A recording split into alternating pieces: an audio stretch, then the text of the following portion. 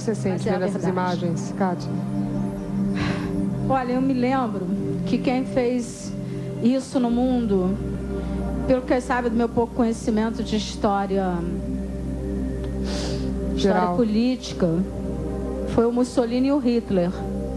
Eles fizeram isso. O Hitler, o exército do Hitler era muito bem vestido. Ele tinha botas de couro engraxadas e enfiava aquelas botas assim no pé, na porta das pessoas. Arrebentavam, entravam na casa das pessoas, principalmente os judeus, que a minha família é judia.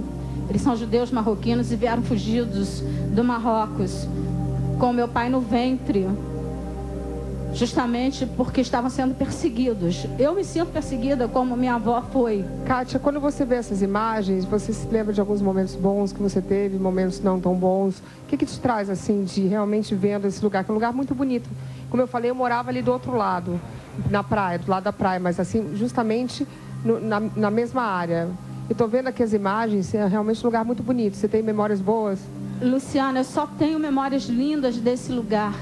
Até, inclusive, eu estava falando com as minhas vizinhas, com a Rose e a Celso. A gente já teve briga de vizinho, a gente já discutiu, mas eu estava falando, embora... Estou vendo que está todo mundo bem emocionado aqui, né? Todas as dificuldades que nós tivemos, embora tudo, nós fomos muito felizes ali. E você vê que as minhas vizinhas são pessoas simples, uma é manicure, a outra é cabeleireira, e elas estão aqui do meu lado, e eu estou lutando por elas aqui. Então, todos os problemas ali não abafaram todas as alegrias que a gente viveu naquele lugar. Quantas casas foram demolidas ali? Rosilene? 5 casas. A sua foi demolida assim na mesma hora, assim, 2 horas depois do que a casa da Kátia? Eles chegaram às 6h30. Da manhã? Da manhã. A minha filha saiu correndo. Mamãe, a nossa casa vai ser demolida. O Rodrigo Betlin está aí. Mandou a gente sair da casa. E estava chovendo muito. E eu fiquei sem fazer nada. O que você fez? Aí eu tomei um calmante e fiquei... Eu vou perguntar, e as crianças? O que as crianças fizeram? Que nessa hora a gente pergunta diretamente o mais importante da situação, que são as crianças. As crianças ficaram terrorizadas em ouvir o Rodrigo Betlin falar que a casa dele seria demolida. Desculpa eu interromper, Celso, eu preciso falar para a Rose, contar o que aconteceu na cozinha dela. Ela estava preparando o café da manhã para as crianças. Seus 4 filhos. Conta o que aconteceu dentro da sua cozinha, por favor. Os funcionários da prefeitura entraram em minha casa e tomou o café da manhã dos meus filhos. Tomaram o café da manhã dos seus filhos? Sim. Como assim? Entraram na sua cozinha? Entraram, tomaram o café, comeram pão. Mas pediram ou foram entrando comendo? Não, falou que estava com fome, queria comer. Eu deixei eles comer. Estava com fome, meus filhos ficou muito assustados, agarrava na minha perna, chorava, gritava. O que aconteceu foi o seguinte, eles chegaram às 6h30 da manhã, 120 pessoas, 2 tratores, 4 mulheres coordenadoras da operação do choque de ordem da prefeitura.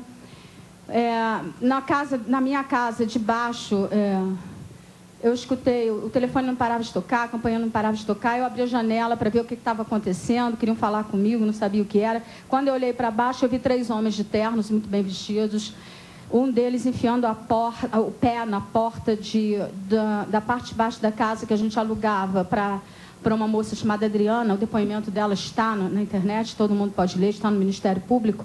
E o Rodrigo Betlin, o delegado da Barra, 16ª Delegacia da Barra da Tijuca, e um funcionário chamado Alexandre, arrombaram a porta com os pés do próprio Rodrigo Betlin.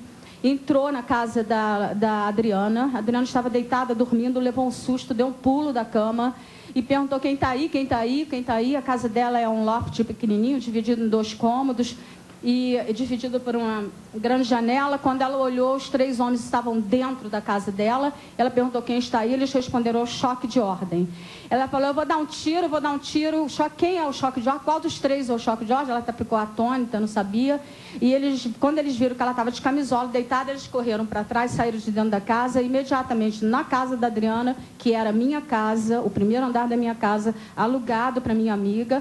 Eles entraram na casa da Adriana e começaram, você tem 1 hora para tirar tudo que é seu. Tira roupa e tira documento e sai imediatamente, que a casa do lado já está sendo demolida. Ok, eu vou perguntar para os advogados, quem que pode me explicar se isso é legal? Obviamente, eu não entendo nada dessa questão de lei de desapropriação, como é que funciona. E, antes de mais nada, eu quero dizer que temos um link do Rio de Janeiro pronto para que, se a Prefeitura quiser entrar em contato, o link está na Rede TV, vocês obviamente já foram contactados, e a disposição está aqui, ó, está no ar, tem um lugar, um espaço aberto para a Prefeitura do Rio de Janeiro, porque queremos saber o lado também da Prefeitura. Então, quem pode me explicar mais ou menos se isso, como é que funciona? A minha primeira pergunta como leiga é a seguinte: quando alguém quer desapropriar um local, ele chega no dia e desapropria? Ou ele tem que é um processo que vai na justiça e a pessoa perde? Tem um trâmite legal, tem um tempo? Ou é assim, de um dia para a noite? Veja bem, Luciana, claro que toda desapropriação, desocupação, seja o que for, precisa de um respaldo numa ordem judicial. Né? Essa tutela judicial foi pedida, né? Essa ação. Como essa área era tida como um manancial, uma área onde essas casas não poderiam estar. Certo. Então, e ao contrário da isso que eu vou te falar. Cátia, então...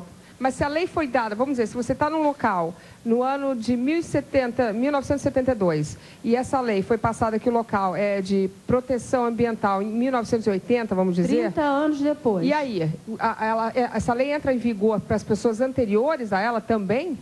Nenhuma lei pode retroagir. Mas então? Agora, pois é, mas aí existe um processo, precisa ver o que aconteceu dentro desse processo. A Cátia que pode explicar para a gente... E ela deve ter documentos... Mas a lei não pode andar para trás, daqui para frente. Não poderia andar para trás, a não ser em diretrizes. As cidades, elas evoluem, elas crescem. A Avenida Paulista aqui em São Paulo tem uma utilização hoje muito diferente da que ela tinha 50 anos atrás. Ok, então essa é a primeira coisa esclarecida. A lei pode ir daqui para frente, não daqui para trás. Exatamente. Ok, então, mas aí tem um trâmite legal? Existe todo um trâmite legal. Quanto tempo? Isso depende do lugar, depende da... Parece que o processo durou 15 anos. Não houve o processo de desapropriação e não houve o processo de indenização. Mas a primeira vez que você ouviu... A primeira vez que você ouviu... Também não houve o mandado de segurança, não houve... Eles não chegaram, eles não tinham mandado para entrar no imóvel. Mas, Cátia, a primeira vez que você ouviu disso foi esse dia? Não. Eu entrei com um processo dentro da prefeitura, não foi a prefeitura que entrou com o processo contra mim. Eu entrei com o processo na prefeitura porque eu queria doar a minha casa para que ela se transformasse num centro cultural, porque eu queria dar esse presente à cultura do Rio de Janeiro, porque eu tenho R$1.580.000 para receber na justiça e eu me considero já uma pessoa bem de vida, porque esse dinheiro virá para minha mão, não tem como não vir. Então, eu podia dar esse presente para a cidade do Rio de Janeiro e eu sabia que ali tinha um projeto de estrada e eu mandei o projeto para o César Maia. O secretário de Cultura, Ricardo Macieira, aprovou... Vamos confundir, deixa eu só entender. O R$1.500.000 não tem nada a ver com a casa? Não tem nada a ver com a casa. Entendi. É um outro processo que eu tenho, que a justiça está, desde 1991, demorou 15 anos para eu ganhar, mas eu ganhei. E para executar, eu estou há mais de 5 anos, mas ele chegará na minha mão. Entendi. Então eu você quis doar a sua casa como um centro cultural? Porque na Barra da Tijuca não acontece nada, principalmente num raio de... Ali de onde nós estamos, 5 quilômetros para frente e para trás, não tem nenhuma atividade cultural. A juventude na Barra da Tijuca está jogada ao léu, senão ela tem que ir para os centros shoppings fechados, tem que pagar estacionamento para fazer cultura. O pobre não tem direito a ir a assistir nada. Você quis doar, então você entrou com um pedido. Como é que é o trâmite de você poder doar uma casa? Você manda uma carta oferecendo, como é que funciona? Não, eu fiz um projeto, chamava-se Centrinho Cultural do Canal. Eu fiz o projeto e mandei para a prefeitura. Ano? Se você me permite, eu vou te dizer o que a prefeitura disse do meu projeto. Ok, eu estou recebendo as perguntas aqui, eu estou com o computador aqui do lado, das pessoas do Twitter. As pessoas estão reclamando, dizendo que não sou eu. Sou eu sim, é o Lulu Super Pop, tá? Tá aqui, ó. As pessoas estão falando, olha, não é você, é assim. Pode falar, por favor. Pode continuar. Olha só, a prefeitura disse do meu projeto: esclareço a Vossa Excelência que, do ponto de vista do ganho cultural, que o centro cultural possa vir a representar para a região declaramos que a Secretaria Municipal das Culturas entende como importante esta iniciativa. Um espaço aberto para atividades culturais naquele local pode ser extremamente benéfico para uma população carente de equipamentos culturais acessíveis a todos com o menor poder aquisitivo. Então eles gostaram. Prefeitura do Rio de Janeiro, está aqui. Ó, vocês podem me ajudar, tá bom? Se alguém quiser... Prefeitura do Rio de Janeiro está aqui. Ó. Eu acho que é importante, e a Kátia também esclareceu, o seguinte, que a